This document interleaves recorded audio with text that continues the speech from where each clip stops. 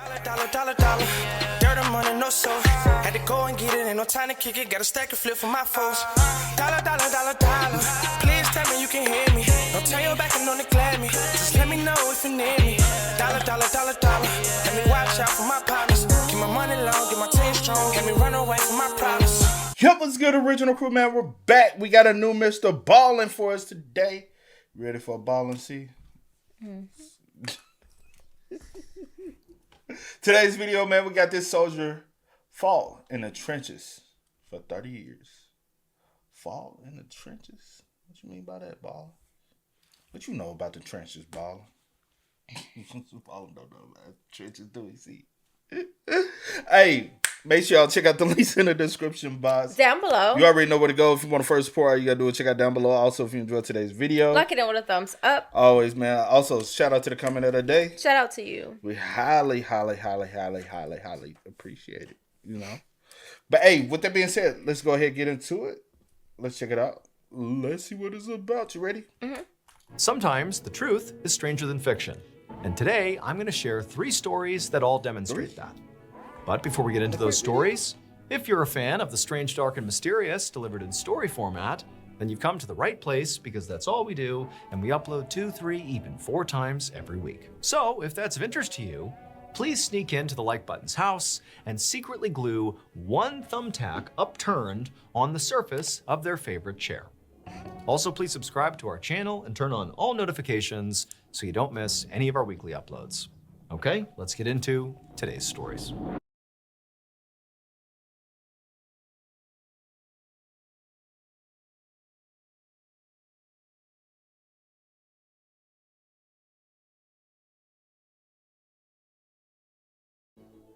One morning in October, very late during World War II, a Japanese soldier named Lieutenant Hiro Onoda crept out of the jungle on a small island in the Philippines called Lubang and crouched down at the edge of a huge rice field. Another soldier named Kazuka came out of the jungle behind him, and together they carefully crawled toward these huge bundles of rice that had just been harvested by the local farmers. And when they reached the first bundle, Onoda took 2 torches out of his bag. So when Onoda first arrived in Lubang, his mission had been to destroy the island's airfield, but everything had gone completely wrong. Allied forces, who were the enemy of the Japanese, had attacked the island, and the Japanese had evacuated. But by accident, they had left Onoda and Kozuka behind. And as far as they knew, there could be others who had been left behind as well, but as for right now, it was just those 2. But even though these 2 soldiers really had no idea if they would survive this, if they would ever get rescued or not, they still had a mission to do, and that was, to attack the enemy. And these bundles of rice, they knew were going to be sent to the other side to feed their enemy. And so they had to destroy them. So now Onoda lit the 2 torches, and then he and Kozuka set fire to the first bundle of rice. And then they took off running, stopping every few feet to set fire to another bundle of rice until the entire field was on fire. Gunshots rang out, and Onoda realized the enemy must have seen them, so he and Kazuka dropped their torches and they fled back into the jungle. Now, this pattern of attacking and sabotaging their enemy and then retreating back to the jungle where they could hide out was one they had done many, many times. It was sort of like the one thing that anchored their existence. They were actively still fighting the enemy until either they were killed or rescued. That was their North Star. Normally, they were quite good at this and they would be able to escape the enemy and get back to the jungle. But this time, as they were running away and Onoda's dodging bullets, literally, he heard Kozuka yell out behind him and then fall to the ground. A few weeks later, Onoda was alone, and he was patrolling the north side of the island. Kozuka had been shot and killed during their rice field sabotage, and so now Onoda was very likely the only Japanese soldier left on this island. And while Onoda knew, he was honor-bound to keep on fighting even by himself, which was obviously mentally much harder to do, by now he was just exhausted and depressed, living off banana peels and whatever else he could steal from local farmers. It was a pretty miserable existence. And also, ever since the Allied forces had killed Kazuka, they had somehow learned Onoda's name, and they'd stepped up their operations targeting him specifically. Onoda had had to leave the jungle and move into this underground cave he had found. But even there, he could still hear the sound of fighter jets flying overhead, clearly looking for him. And sometimes groups of enemy soldiers would patrol the jungle looking for him, which was near his cave, and they would call out for him by name and tell him to stop hiding and come on out. Now, as Onoda continued his patrol, he heard voices. So naturally, he crouched down and hid behind a boulder.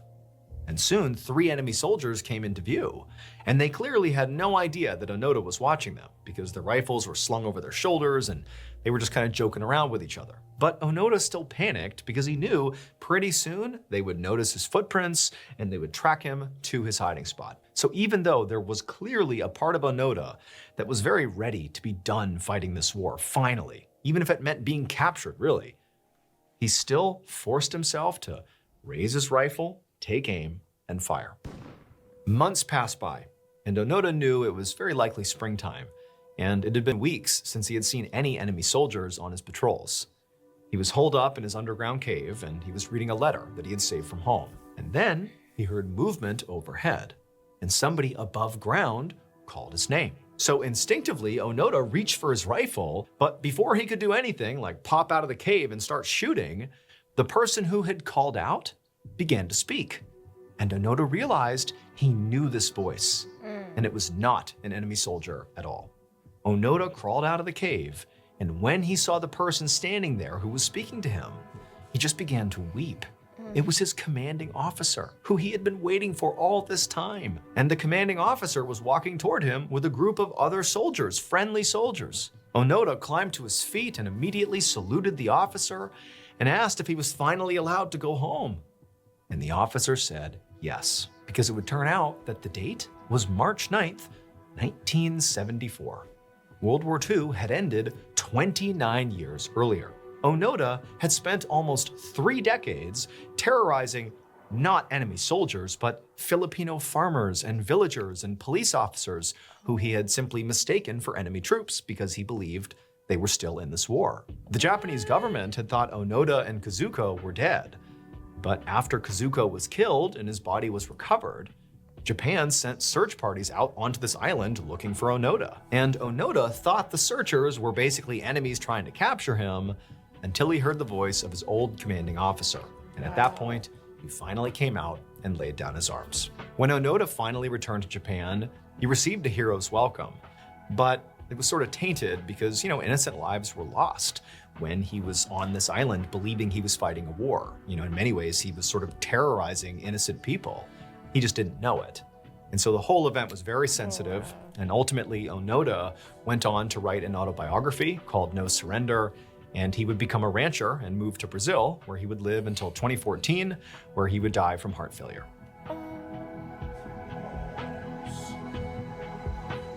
Wow. You ain't never heard that story before? I don't think so. I have 100% have heard this story before. Where you hear from? I can't remember where I heard it from, though, but I 100% have heard of this. At first, when he started telling the story, I thought I had heard the story before, but I was like, maybe it's another story that I'm thinking about. I feel like it was one of them random videos. You know me, I'll be watching random videos, and I heard about the Japanese soldier who literally hid underground during the war for that long period of time. For 29 because he didn't know the war was over. Wow. So he thought he was always... But how did he keep ammo for so long? And 9 times out of 10, he probably consumed rice or whatever that was grown on the island. So possibly going to gather water. Yeah. And so rest in peace to everybody that lost their lives. Yeah, that's the sad part, though. Because it was innocent people. He just looked at them as the enemy. And without anyone calling it off, he didn't know. He probably would have stayed down there until he died. Probably. Especially underground, because a lot of, Yeah. And rest in peace to him as well. Yeah.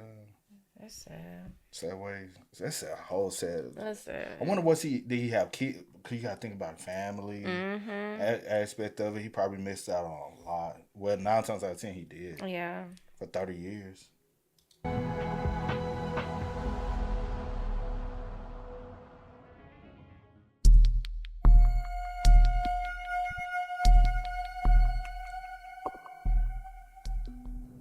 Around 11 p.m. on April 19th, 1958, a 22-year-old man named Frank Isco drove along a coastal road in Santa Cruz, California, with two of his friends inside of his pickup truck. The road they were on was called West Cliff Drive, and it was this beautiful, scenic street that went along a cliff right next to the ocean, so it's got this amazing view. However, as Frank drove, he really couldn't see very much because it was nighttime and the road didn't have any streetlights, so the view was kind of lost on him. Frank glanced over at his friends, but they were both half asleep, and Frank himself was also pretty close to nodding off. So all three of the guys were completely exhausted because that morning they'd driven 50 miles from their hometown to Santa Cruz, and then they'd spent all day outside at the beach. Now they were all anxious to get home and just go to bed. Frank was especially ready to get home because his wife, Margaret, always waited up for him. And right now she was pregnant with their first child, so he really didn't want to keep her up all night. So Frank pressed his foot harder on the gas pedal and he zoomed along, enjoying the ocean view as much as he could see it and also listening to the sound of the waves, and began thinking about his wife. But as he drove along, he came up on this sharp curve in the road that he just hadn't seen because it was so dark out, and he was going so fast that when he hit the brakes, even though he began to slow down, he wasn't slowing down fast enough, and so he jerked his wheel trying to avoid what was going to happen here, but the truck, it spun out of control. Frank heard his friends wake up and start screaming, and Frank's desperately trying to will the car away from the edge of this road because there's a cliff down to the ocean, but it's like he just couldn't do it. The truck was spinning, and at the last second, he looked out his window and he saw his headlights were beaming off the metal barrier that kept you from going off the cliff, and he knew there was nothing he could do. And they slammed into the barrier, and then he felt the truck lurch past the barrier, and all of a sudden, it's like they're weightless as he and his friends are falling off the cliff down to the ocean. In this split second, as they're literally falling off a cliff, Frank squeezed his eyes shut and just screamed along with his friends. And he expected at any moment that his truck was going to fall into the water, and water would pour in through the windows, and they would all just sink and drown. There'd be nothing they could do. But amazingly, Frank felt the truck slam into something that was unexpectedly hard. It clearly was not water. And suddenly they weren't falling anymore, and there was no water pouring into the truck. Frank was obviously disoriented from the impact and the darkness and all the confusion, and he really couldn't see what was going on, but he kind of checked himself and he could tell like he was okay, and he looked over at his friends and they too are completely shaken up, but alive. Everybody's okay, at least physically. And so Frank kind of frantically asked them before they even figured out what was going on here, like, hey, are you guys good? And his friends are like, yeah, we're good. And then instinctively, one of his friends who was sitting on the passenger side of the car opened up the passenger side door and kind of carefully looked out to see what was going on here. And the friends sort of looked at the other two and just said, we're stuck on a ledge. We got caught on a ledge. For a second, all three of the friends just froze. It was almost like if we move too much, maybe the car will rock off the ledge and fall the rest of the way down. But the friend kind of looked out again, and it seemed like they were actually stable on this ledge. Basically, by some miracle, they had only fallen maybe 20 feet down this cliff, hit this ledge, and stopped instead of careening all the way down to the ocean, which, would have likely been death. Frank was so relieved and was so just amazed at their turn of luck in some ways that they had landed miraculously right here that he just started to laugh, because all they'd have to do now is just carefully climb out and flag down a motorist. The road was like 20 feet above them. They could definitely get to the road or at least signal somebody on the road, and they'd be okay. And so Frank's two friends, they climbed fully out of the truck and actually stood on the rocky ledge on the passenger side. They get out, they're standing there, they're kind of surveying the ocean, thanking their lucky stars that they've survived. And Frank, he wants to get out too, to join them. But he decides to go out his door, open up his door and get out on the ledge that way. But as soon as he tried to open his door, he found it was stuck. And so instead, he just began rolling down his window and began climbing out. At the same time Frank was doing this, Frank's friends who were standing out on the ledge, they turned around to just look at him to see what he was doing. They could really only see, through the car, the shadowy shape of him in the darkness, but they watched as he clearly was climbing out his window to presumably get out on the ledge and join them. But the instant he climbed out on the other side of the car, even though it was dark, they could sort of see him, the second he climbed out, it was like Frank just vanished. For a second, his friends were like, Frank, where'd you go? Like, where are you? But there was no response, and so carefully the friends kind of walked around the truck to see what Frank was doing. And when they saw what was on the other side of the truck where Frank presumably landed when he jumped out of the truck, they were horrified. It would turn out the ledge that Frank and his friends had landed on, the one that had saved their lives, was not an entirely solid surface, or more specifically, it was porous. In particular, there was one hole, big enough for a person to fit through. And that hole was on the immediate outside of the driver's side of the truck. Wow. And that hole that Frank didn't see when he jumped out of the window and he fell into, that hole was the entrance to an underwater cave. And Frank, who survived the fall, is now in this dark cave. He has no idea what's happened. And he starts trying to figure out a way out. And there's all these tunnels going everywhere. There's a little bit of water in there, but it's not very deep. And he got lost inside of this cave, and his friends are calling out to him. Rescuers showed up, but by the time the tide came in a couple hours later, Frank was nowhere near the entrance to the hole, so he couldn't let the water rise him up to the exit. Right. He just had to wait for the water to fill in the space he was in, and he drowned. Wow. My goodness. What the complete fuck? At 22. That's sad, bro. Bro, you talking about the craziest shit. You fall off this cliff. Almost to Seems like we survive. just to Jump go. out. Not Fall off. Hold on. Land in this. Survive. Because technically he survived. Then he ended up over time passing. That's crazy, bro. Rest in peace to Frank, though. Yeah. That is a freak mishap. In so many ways, bro. At 22. Damn.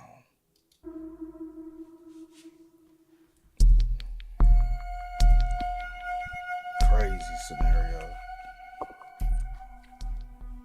On the afternoon of December 19th, 1966, a 59-year-old man named Dr. Mohammed Ibrahim sat in a conference room inside of a government building in Cairo, Egypt. He was there as an employee of the Egyptian government, and he was sitting across from two governmental representatives from France. He felt very nervous because he'd been meeting with these same two men and trying to come to an agreement with them about a very important diplomatic decision for the last 4 months. But so far, they had not been able to make a deal. And that was because these French representatives wanted Mohammed, who was the Director General of Egyptian Antiques, to help them put together an exhibition in Paris that was all about ancient Egypt.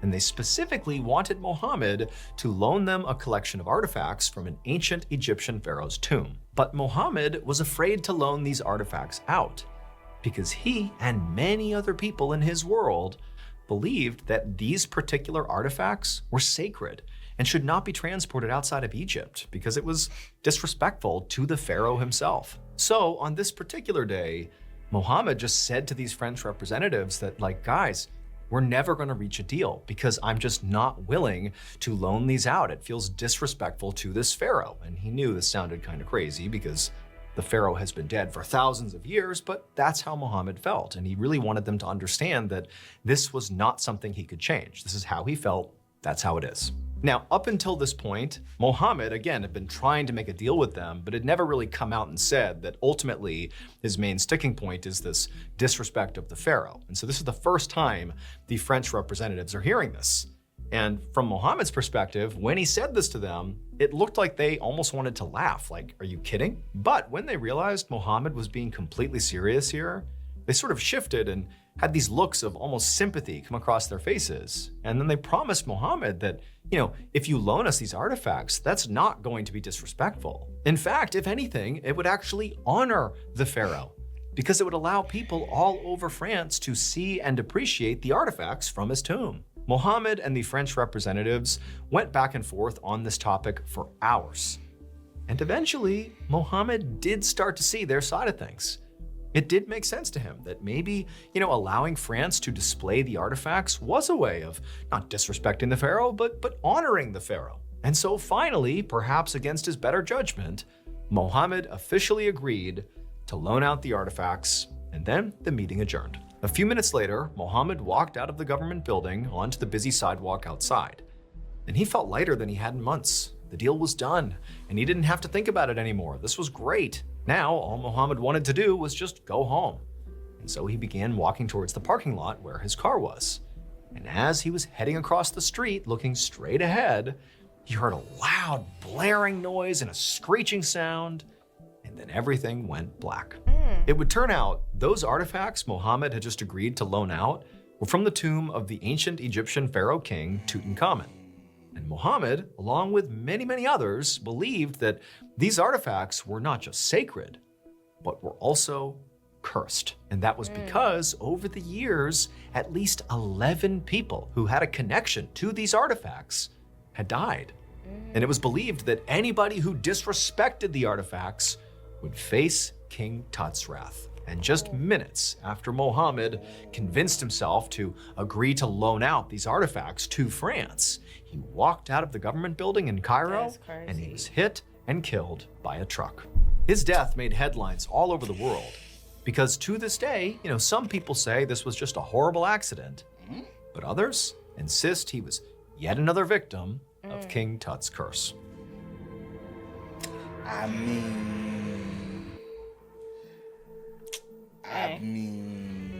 Thank you so much. It could just be a coincidence. But some people don't believe in coincidences, So, dang. But rest in peace to Muhammad.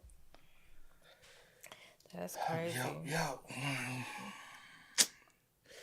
Y'all spell us up, man. Let us know y'all thoughts in Please the comments do. for us down below, man. But until next time, y'all know how it go, man. I do go by the name DJ New Kid That Is. Here, Nicole. We are. Kid and C. We out. Get it, ain't no time to kick it. Got a stack of flip for my foes. Dollar, dollar, dollar, dollar. Please tell me you can hear me. Don't turn your back and don't neglect me. Just let me know if you need me. Dollar, dollar, dollar, dollar. Let me watch out for my partners. Keep my money long, get my team strong. Let me run away from my problems.